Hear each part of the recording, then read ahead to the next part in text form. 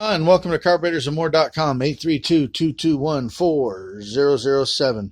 We're the guys in Texas. Real quick, just like to draw your attention to the bolt right there with the, right there. Bolts you sent me were on the carburetor, were metric, which doesn't mean anything, except for they were too short when I put the new gaskets on there. So I went with the regular side bolt for the regular double pumper bolt, regular Holley bolt. They're too small. And I come to find out somebody had gone metric. So I went and got some metric bolts, and you obviously can't use the outside. So I machined a little slot in there to make screwdriver, a flathead. I could not find any of the socket head screws like you had on there of this length. So went to a bunch of stores and stuff, couldn't find them. But I found these. They throw a thread in there. It's the same threads. They're everything's fine. And man, this carburetor is a monster. Wow, this carburetor is cool. Now it's going to idle a little bit high because you have a 468 and someone drilled big holes into the butterflies, which is okay. It's just the bigger motors with the smaller CFM carburetors. That's what they used to do. So here we go. And if you noticed last time, it didn't run worth a crap. So I couldn't even get it to idle. It idles beautifully now. So we're going to rev it up a couple times. And that carburetor was nasty.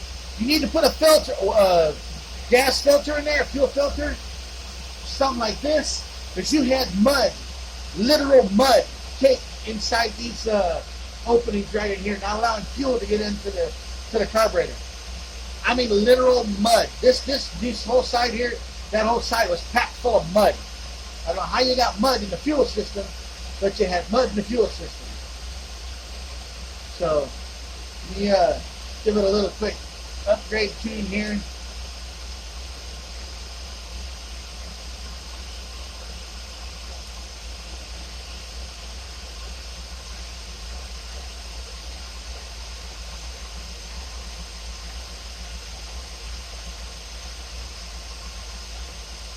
So here we go. That's the alternator belt squealing. Ignore that.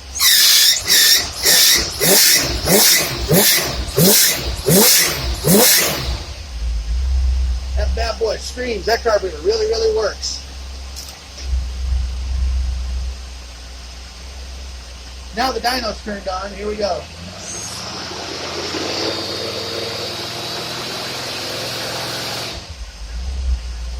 Really works. Also, this comes out in case you need to do anything with it or want to replace it or something. I don't know, it was just loose. But yeah, like I said, please put a filter on this carburetor here someplace. Because you had mud caked in here, and putting it on one side is not going to help because you're still going to, you need to put your filter on before you get the fuel into your carburetor, because you're going to get mud down in your engine through the fuel, and it's going to clog the fuel system up. Obviously, this vehicle's carburetor is on a vehicle that plays in the mud, which is awesome.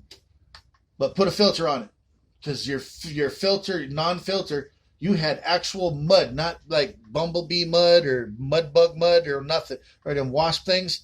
Actual mud from the ground in the fuel system.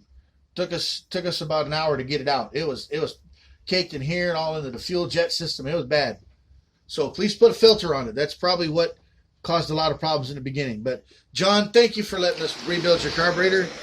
It's us down here in Texas, carburetorsamore.com. Number's 832-221-4007.